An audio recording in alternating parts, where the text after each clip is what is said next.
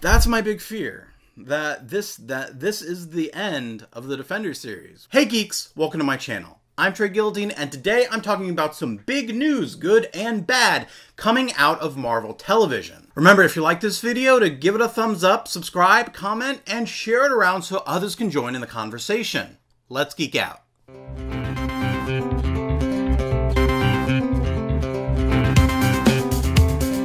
There has been a lot of news coming out of Marvel Television over the past few months. Some of it good, some of it bad. So let's start with the good news and just kind of get that out of the way. So Disney's new streaming service has been on basically the headline of news for Marvel Cinematic Universe for the past few months after they announced it, and that's going to be happening sometime in 2019. And what Disney's streaming service is going to be, it's basically going to be the HBO Go of Disney. It's where they're going to put all their Disney movies, all their Disney TV shows, and all of the Marvel Cinematic Universe movies, and at least some of the TV shows will be moved over to Disney streaming as far as we know. But recently, Marvel and Disney announced that not only will it host the Disney movies and TV shows and everything Disney and the Marvel Cinematic Universe, but it will also be producing its own television series, specifically some for the Marvel Cinematic Universe. Now, this is kind of the road that most streaming services have been going towards lately. With Netflix, they're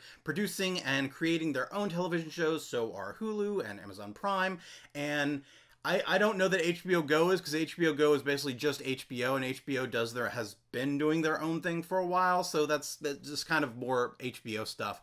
But the rest are on that path of creating and sustaining and producing their own widely successful TV shows and movies. So it's no surprise that the Disney streaming service will be doing this as well. Disney was already producing and creating their own stuff. Well, now they're going to be doing it specifically for their Disney streaming service. Well, they announced that two of the shows that we can look forward to are for the Marvel Cinematic Universe, and will be Loki and Scarlet Witch. Now, Loki has been a fairly popular character, a fairly consistently popular character in the MCU since his introduction in Phase 1 during the first Thor movie. And since then, I think the only movie that Tom Hiddleston didn't co-star with Chris Hemsworth as Thor and Loki in a Thor movie, or in a movie that Thor was in, was Age of Ultron. But since his introduction, Tom Hiddleston and Loki have been a widely successful and popular character, especially when Tom Hiddleston shows up to Comic-Con and on panels dressed as Loki, or he goes and he's like reading kids' books to children, and just like Tom Hiddleston has really embraced the kind of fandom that has grown around Loki as a character, and he does really well with it. So it's no surprise that Loki, which again, a really well-written and well-rounded and well-performed character, has been popular since his introduction, so making a Loki show, I think, would be a big deal. Now, there's a few different avenues that a Loki TV show could cover. Now, considering his unfortunate end in Infinity War, and if that's going to stay permanent or not, the chances are that this Loki series will be some kind of prequel, that it will show Loki's adventures with Thor and Lady Sif and the rest of Thor's friends that I can't remember the names of. It'll show him working with them, going across the 9 realms and striving for peace while he does his own little mischievous machinations, or show the time that lapsed between Loki's disappearance at the end of Thor and his reappearance in Avengers. Now in Thor, when Loki was thrown off the Bifrost, Thor and everyone else thought Loki was dead. So chances are his journeys through the cosmos after he fell from the Bifrost would be pretty interesting to see, of how he survived and what went on, the path that he took that eventually led him to Thanos. And that time span could be any length of time, because as we saw in Thor Ragnarok, time kind of works a little bit differently when traveling between the 9 realms, especially if you're thrown into the void that no one's supposed to be able to survive, but somehow Loki did it. But we saw that time kind of moves in a weird way with Thor Ragnarok, when Loki landed on the Grandmaster's planet like weeks ago, and Thor just arrived there that day. Even though they kind of were thrown off the Bifrost around the same time, time moves really differently for when you're traveling through the Bifrost and traveling the cosmos. So there could be any length of time between when Loki was thrown off the Bifrost to when he reemerges in Avengers. There could be any length of time that they could do an entire series focusing on what he went through in that time span. A small possibility that I don't think this is likely, but it really depends on Avengers 4 and how they undo what Thanos did, which there's a lot of speculation, even some mentioning from Marvel, that time travel is going to play a big part in Avengers 4. So it's entirely possible that they somehow bring Loki back. Or maybe not specifically bring Loki back, but change the events so that Loki doesn't die. And then the Loki TV series could follow Loki on an entirely new present journey of what Loki doing whatever it is he's doing, which I think seeing Loki work as the actual god of mischief would actually be really cool. The second series, as I said, was Scarlet Witch, and again, this show could be a prequel series. Personally, I think Scarlet Witch, and I'm honestly more excited for this show than I am for Loki, because Scarlet Witch is probably one of the most underused and underutilized characters in the MCU. She's a very powerful character. Her powers are... She's a really powerful character, and she's played by a really strong actor with Elizabeth Olsen, the littlest of the Olsen family. I don't know if they have a younger sibling, just the littlest of the known Olsen family. I don't know the entire branch of the Olsen family. But she's a really strong actor, so I'm pretty excited about a Scarlet Witch series. Now, just like Loki, this could be a prequel series. This could show Scarlet Witch and Quicksilver kind of surviving on their own, going through whatever scientific experiments Hydra put them through to make them Scarlet Witch and Quicksilver. Or, depending on what happens in Avengers 4 and how they bring these characters back, this could be a kind of present-day ongoing story for Scarlet Witch and showing how she's going around the adventure she goes on as an Avenger, or maybe she doesn't remain an Avenger. Or, and I don't think this is likely, but I think it's definitely a possibility that they could do, is that a Scarlet Witch series could turn into a House of M adaptation, where in House of M, kind of overcome with the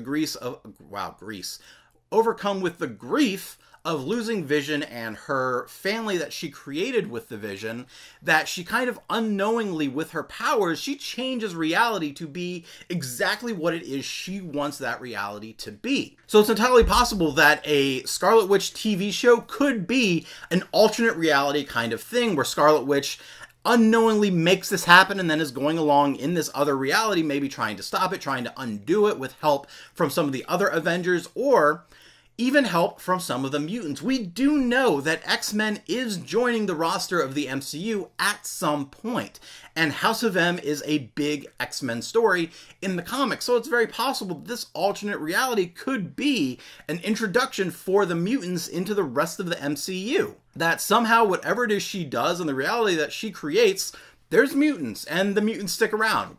It's hard to say what would actually happen, how they would adapt that, but it is, I think, a possibility that this show could be a House of M adaptation. So now that we've got rid of the good news, let's kind of shift over to the bad news, of which there is more than I would like. So over the past week, and I do mean in a time span of a week, Marvel and Netflix have canceled both Iron Fist and Luke Cage, despite their, in my opinion, highly improved and highly successful second seasons just ending over the past couple months. With Iron Fist, Marvel did say that while it's not going to continue on Netflix, Iron Fist will return in some way. They said the immortal Iron Fist will live on. They didn't say how. They didn't say if Iron Fist was going to go to ABC or Hulu or Freeform or maybe Disney streaming. They didn't say any way of how Iron Fist would continue, but they did say that the immortal Iron Fist will live on. They did not share the same sentiment with Luke Cage, which they just canceled this past Friday. It's really upsetting, because while their first seasons, like with Iron Fist, its first season was not good. In my opinion, the first season was not good. I did not enjoy it. I did not enjoy watching it. I wasn't the only one. So because of that, chances are a lot of people didn't go on to watch the second season, which, in my opinion, was phenomenally better than the first season. It fixed so many of the problems of Iron Fist Season 1 and just made such a strong second season. And the same can be said with Luke Cage. Its first season was inconsistent. The first half was fantastic. The second half, not that fantastic. And then their second season was even better. The second season was a consistent, strong, really just great second season for Luke Cage, so it really is upsetting that we may not see what happens next for Iron Fist and Luke Cage, especially when both of these second seasons left it on such, not so much a cliffhanger, but it brought up so many questions of, oh my god, I can't believe this just happened, what's going to happen next? And I don't want to spoil any of that, but it does leave off where like, oh my god, I need to see the next episode, I need to see what happens, what's going to happen next with these characters, with this story, this is a big deal. And there's a slight chance that we're not going to find out what happens. We're not going to see a continuation of Iron Fist. We're not going to see a continuation of Luke Cage. But there is some very small grains of hope that we can have for Iron Fist and Luke Cage. Now, they did say the immortal Iron Fist will live on. So chances are Iron Fist will be brought up by Marvel and Disney. Chances are on the Disney streaming service. And of the Defenders series, Iron Fist is probably the most not mature of the Defender series. The rest of the MCU, the rest of the Defender series are pretty gory. Some of them are really vulgar, so they're definitely hard PG-13. Some of them, like Punisher, being a hard R show, whereas Iron Fist, they could easily tone down Iron Fist to a good PG-13 rating for Disney streaming, which Disney has said that they don't want to put like super mature content onto the Disney streaming service, like they wouldn't want to put, Punisher next to the Swell Life of Drake and Josh or whatever Disney shows are popular now. They're not going to put those shows next to The Punisher, which is a very, very hard R TV show, just like they're not going to put any new creations of Deadpool onto the Disney streaming service, things that are hard R. Like, it's not going to happen. Although they are coming out with a PG-13 Deadpool release in December of Deadpool 2, which I don't know why they need to, but sure, why not? Let's see how that goes, and maybe if that does well the way they edit it to be a PG-13, maybe they could do a PG-13 Deadpool and it would work. I don't know. But they've said they don't want to put super mature content onto the Disney streaming service because most of Disney's stuff is at the worst PG-13, whereas Iron Fist could easily be toned down just a little bit to fit in with that kind of streaming service. Luke Cage, on the other hand, is a little more difficult. While Luke Cage wasn't super vulgar or super bloody, they did utilize the N-word a lot, which that's part of African American culture, which that show was about primarily African American cast and characters in a primarily African American community, show run by a strong African American creator and a strong multicultural, I'm guessing, but also African American production team. So the use of that is something that is part of African American culture, and that's part of what Luke Cage was. It was representation for African American culture, so it could be toned down to fit in with the regulations of the Disney streaming service. But they didn't say that the man with bulletproof skin, that Power Man, will live on somehow. They didn't say the same thing they said for Iron Fist. But canceling them, I really think not only is it a bad thing because they were shows that were good shows that were getting better, this also has an issue of canceling shows that had strong representation. Like I said, Luke Cage was a really strong representation TV show of African American culture, and now that's gone. But don't worry, there's just Black Panther. The African American community has their one hero in the over dozens of different superhero TV shows and movies. They got Black Panther, so that should be enough. No, it's not enough.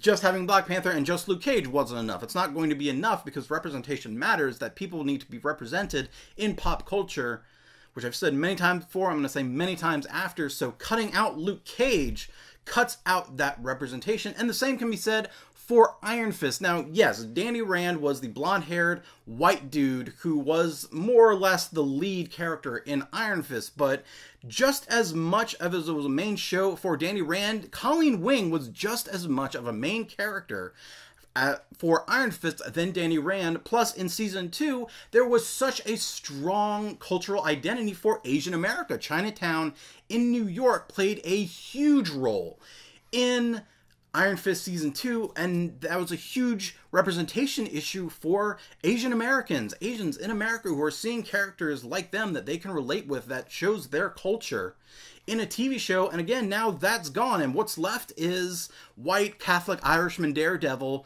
white 90 grunge character Jessica Jones, and white military dude, gun-toting military dude Punisher. So yes, by canceling both of these TV shows is, in my opinion, a huge issue with representation. My big worry is that with them canceling Iron Fist and canceling Luke Cage, now chances are this is just a numbers thing, that Luke Cage and Iron Fist had weak first seasons, so a lot of people didn't come back to watch season 2, and they didn't get the numbers they want. They didn't get the returns that Netflix and Disney wanted, so they cut their losses, and they're going to either not continue these shows elsewhere, or they're going to continue them in some other way. Which there are some possibilities for both of these shows, which were the most connected of the Defenders series, having both of these shows, like at the end of Iron Fist, they do tease a Daughters of the Dragon crossover event. If it's going to be if it would be a mini-series, or if it would be a season of Iron Fist or Luke Cage. They did tease that, you know, while Danny Rand was just in one episode of Luke Cage Season 2, Misty Knight was one of the main characters in Season 2. She was a regularly occurring character. So having a crossover event like Daughters of the Dragon or Heroes for Hire could be how these shows continue.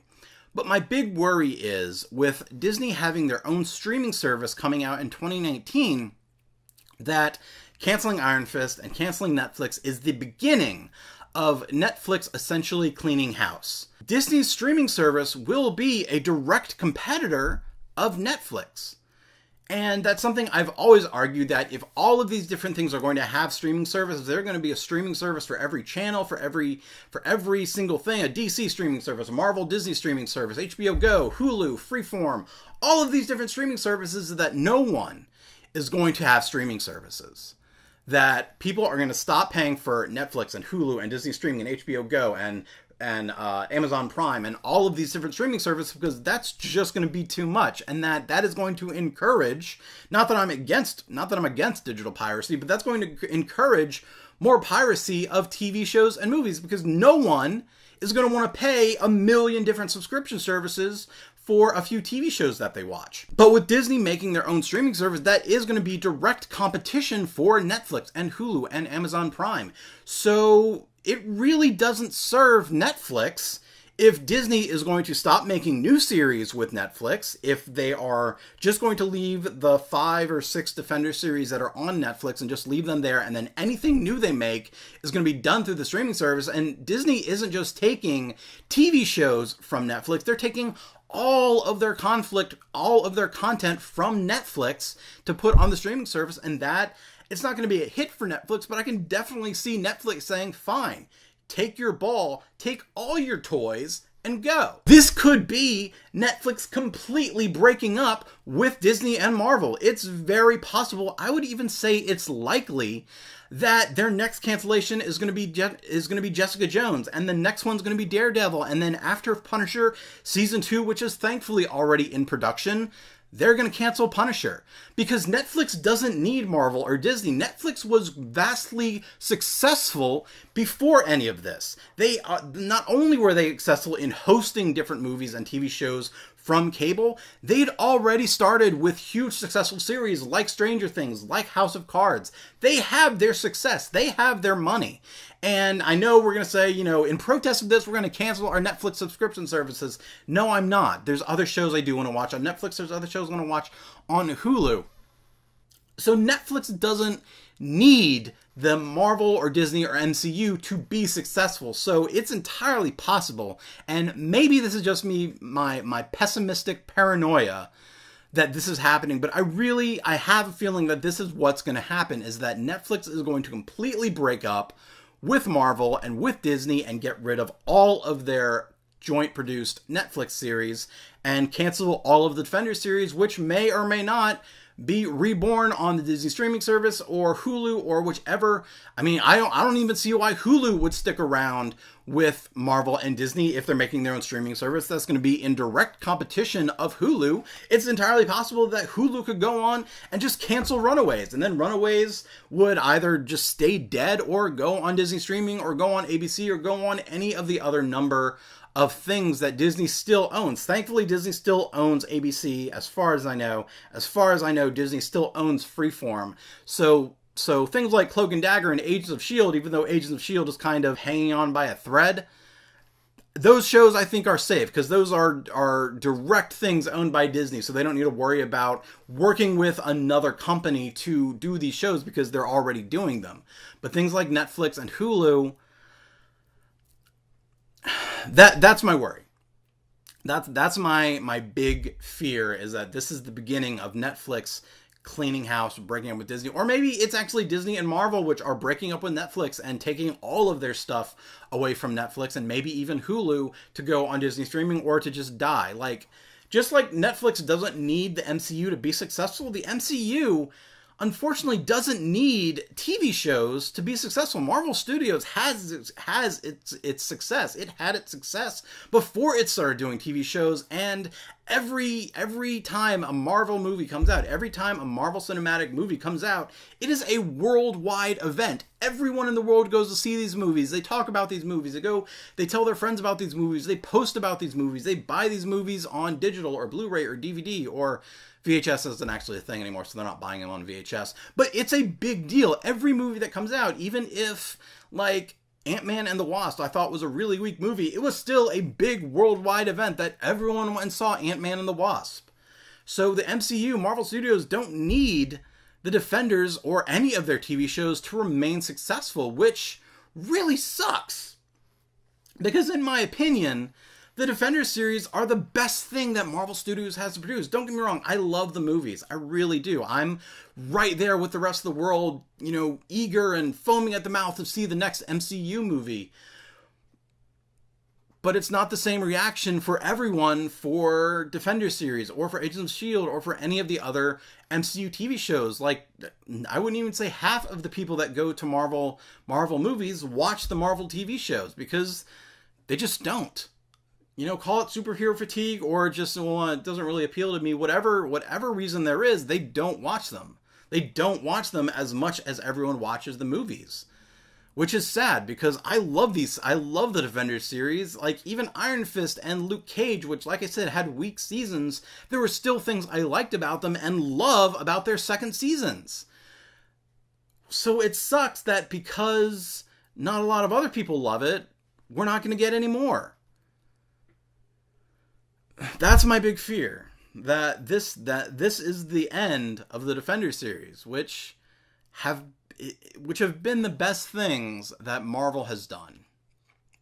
Marvel's Defender series are the best thing that Marvel Studios created. Daredevil is hands down the best product they have, but they are products.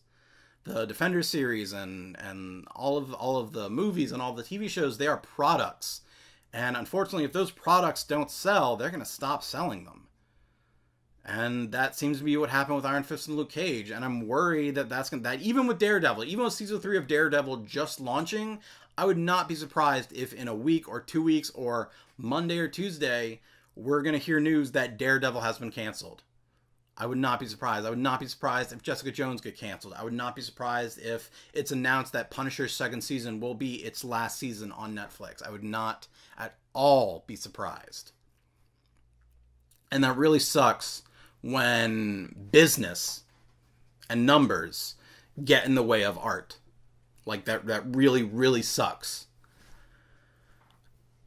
2018 has been a real bad year for the MCU, or for MCU fans anyway. Like, yeah, we had Black Panther came out in 2018, right? Yeah, we had Black Panther, which was fantastic. It was a great movie. And then we had Infinity War, which was good, but just left every single one of us so depressed.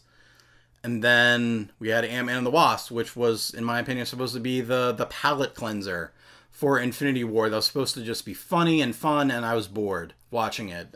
We have Captain Marvel coming up. Hopefully that's good. That's not till 2019, but hopefully that's good. But for Marvel fans, the news in general for 2018 hasn't been good. What do you think about this news from Marvel Television? Let me know in the comments and follow me on all the internets. If you like this video, make sure to give it a thumbs up and share it around so others can join in the conversation. If you want to read any of my Marvel movies or TV show reviews or video game reviews or any of my other content, go to www.treyguillotine.com and subscribe for my channel to geek out some more. Thanks for watching and have fun.